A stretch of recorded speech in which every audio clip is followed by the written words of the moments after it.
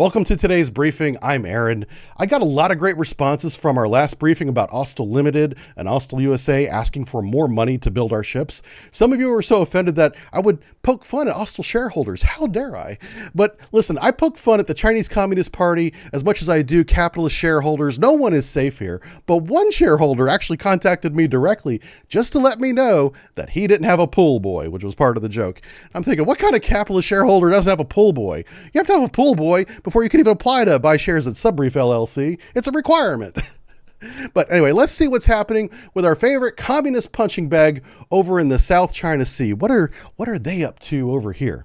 Well, the Chinese Coast Guard is up to its bullying behavior again. In today's case, they've crossed the line into what I find unacceptable. Let me show you some recent video here. This video is from last week. This is Chinese Coast Guard is shooting powerful water jets designed for fighting fires to actually push and capsize small civilian fishing boats in South China Sea. This is egregious. As a sailor, the law of the sea requires that we look out for each other and we provide assistance when called. The Coast Guard is the legal organization that enforces this code of conduct. Yet China continues to misuse their tools to actually endanger civilian lives instead of protect them. That water jet could easily have ripped the canopy off, knocking passengers overboard. This behavior has been going on for years and has to stop.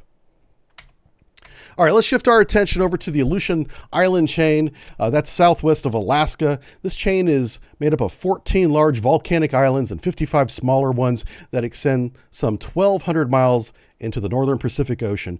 Many critics of the U.S. Navy operating in places around the world like the Persian Gulf and South China Sea often ask me, how would the United States react if Russia and the Chinese PLAN conducted operations near our territorial waters? Well, that's happening right now. So we have a great example of it, and we're going to show it to you. First, what's going on? A joint Russian PLAN flotilla is conducting operations near the Aleutian Islands. The flotilla includes 5 Russian ships, 5 PLAN ships, and 1 unidentified submarine. The Russian flagship is Admiral Pateleva, a Udaloy-class guided missile destroyer with a strong anti-submarine warfare capability, and she is one of only 8 of these Udaloys remaining in the Russian fleet. They brought 2 of these. The second one is Admiral Tribitz, is with the flotilla. Again, her primary responsibility is anti-submarine warfare. These Udaloys are probably the flagship, if you will, because they have a great communication suite that all the ships can communicate with together, like one hub. The Gremyachi-class guided missile helicopter modernized is also called a corvette in the Russian Navy. Brings 8 land attack missiles to the flotilla, as well as some great modern sensors. The Saragachi-class frigate guided helicopter modernized, or corvette, is the hero of Russian Federation Aldair Tizenda-Hapov, brings 8 anti-ship missiles to the flotilla. And all 4 of these Russian ships are being supported by RFS Pechanga, a fleet oiler. And that's one half of this flotilla. The other half is the Chinese side, and they bring 4 warships and a support ship as well. The first warship they bring is a Type 052 Delta guided missile destroyer called the Gai Yang. This is a 64 VLS cell warship with anti-air, anti-ship, and land attack missile capability, and this one ship is significantly more capable than the 4 Russian ships with her combined. Also, I should point out that I'm only mentioning her primary weapon. All these ships have helicopter capability as well as a cannon on the bow. But we're talking really about their primary weapon capability, and they all have pretty good sensors as well, every one of these, even the older Udaloys. So they brought 2 of these Type 052 Delta guided missile destroyers. This was called the Jiang'ai Har. Again, 64 VLS cells with a combination of missiles, anti-air, anti-ship, anti-submarine, could be on board either one of these 2. A frigate with her, this is a Type 054 Alpha guided missile frigate called the Zhao Hang. This one brings 32 VLS cells, but this one's limited. This one doesn't have any anti-ship capability from its VLS launchers. She only shoots surface-to-air missiles at medium range, so she's going to be an air defense missile frigate, but she can also shoot a torpedo from her VLS that goes out and then drops with a parachute into the water. So either anti-air or anti-submarine is going to be the purpose of the Zhao Hung.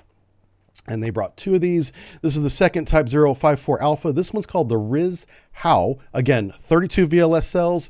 Air defense is her primary mission at medium range, and she does have some anti-submarine capability. Again, all these ships have helicopters, which can do anti-submarine warfare, over-the-horizon targeting, as well as a cannon on the front of the ship. And the Chinese ships are supported by Chinese fleet oiler Tai Hu, and that's named after Tai Lake. All right, so where are they at? The flotilla is currently operating in international waters near the Aleutian Islands. Their current position is in the Bering Sea, as you see here. So what has the United States' response been to this? Well, we began by monitoring. We've been monitoring this flotilla since it was operating off the coast of Japan, by the way. It's moved over from Japan into the Bering Sea with P-8 Alpha Poseidon maritime patrol aircraft. Just running racetracks up there around Alaska, keeping an eye on what the flotilla is doing. And there's nothing wrong, and there's no protest about them operating in international waters. This is very important in terms of the American reaction. So, the U.S. Navy has also ordered 4 Arleigh Burke guided missile destroyers into the region. The USS John Finn is en route from Japan. The USS Benefold is en route from the Philippine Sea, where it just conducted an at-sea replenishment. USS John S. McCain was scrambled out of Naval Station Everett, and USS Chung Hoon just left recently Honolulu, Hawaii, headed north to keep an eye on this operation. Each of these destroyers have 96 VLS cells, and each one of those cells can shoot either an anti-air, anti-ship, or anti-submarine weapon. That's a total of 384 VLS cells, and gives the United States a significant overmatch capability against this flotilla. The situation's unfolding in real time at the time of this recording, and I'll do a follow-up if anything significant occurs, but honestly, I would not expect anything significant because this flotilla that's operating in international waters isn't doing anything wrong, and we're not going to instigate any kind of aggressive or unprofessional behavior like we've seen China do in the South China Sea, whether it's on the water or in the skies with their airplanes trying to fly very close to ours. All right. But if anything does come out of this, we'll do a follow-up for you later. Thanks for watching, everybody. Have a great day.